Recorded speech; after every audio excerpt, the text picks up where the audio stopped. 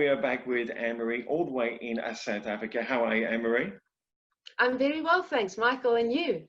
I'm very good. We're about to go to record. I will confess the phone rang. I didn't have it on mute. And I thought, well, this is good. This is all about resilience. See.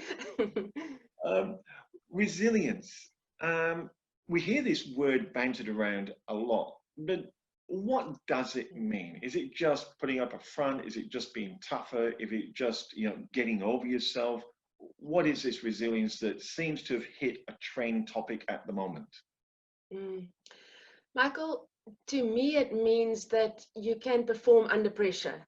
We all, in work environments and at home, definitely in traffic, we're under pressure.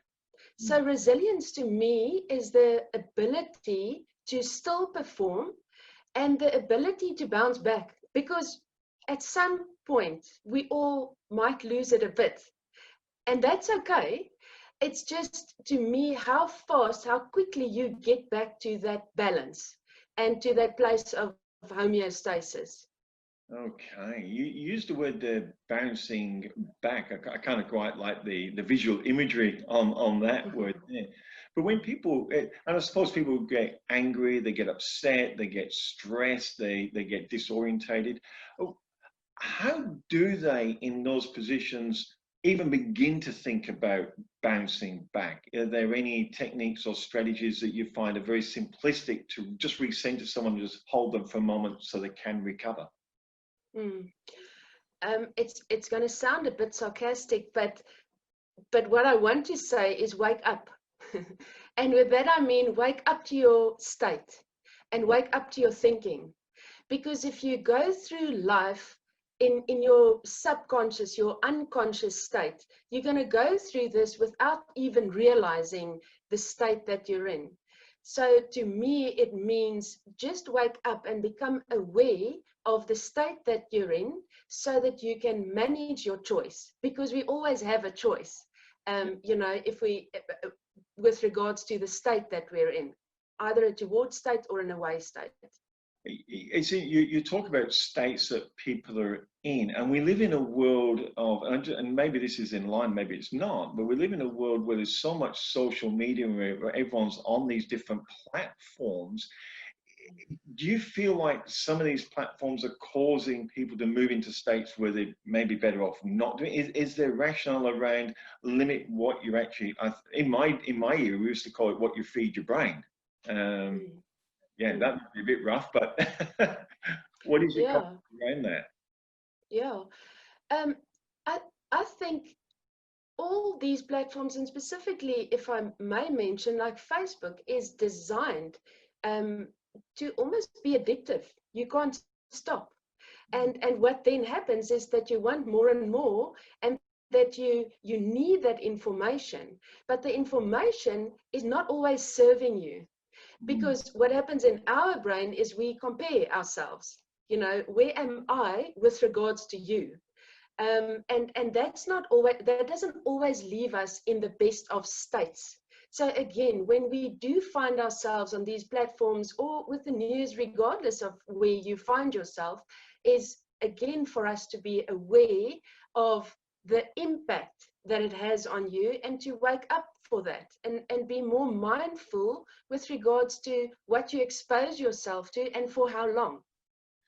So just listen to what you're saying now, especially the bit about how we compare ourselves to other people. It seems to be a natural thing we do.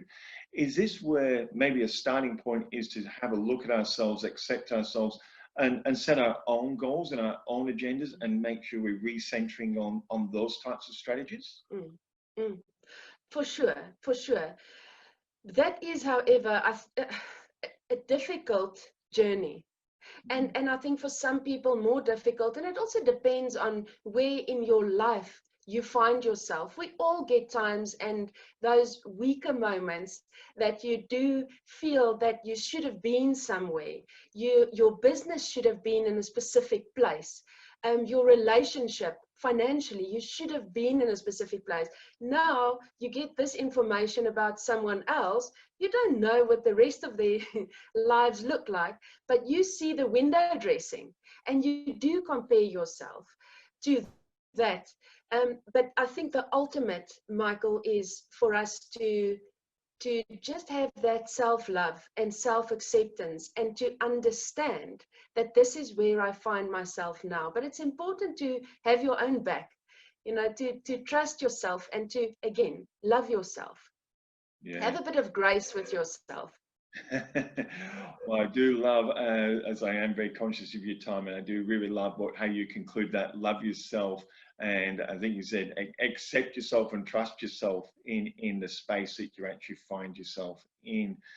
Annemarie, if someone is having a difficult time right now and they're feeling a little bit, lacking in self-worth, and I think it's probably a common thing, what would be your number one piece of advice to them to help them start to move forward? For me, Michael, it would be to go into a state of gratitude, and to be still, and to take the time to see what it is, what you have, and to literally make a list of that, to get it out of your thinking, to see what it is that you have to be grateful for, and to see what you have and who you are and what you've achieved in life, so that you enter into a day from a stronger point of view, and not one that you're on your back foot all the time. Wow, some great advice there once again, Annemarie. I really do appreciate getting up there early in the morning in South Africa and joining the team on this show. Thank you so much. Thank you, Michael. It was nice talking to you.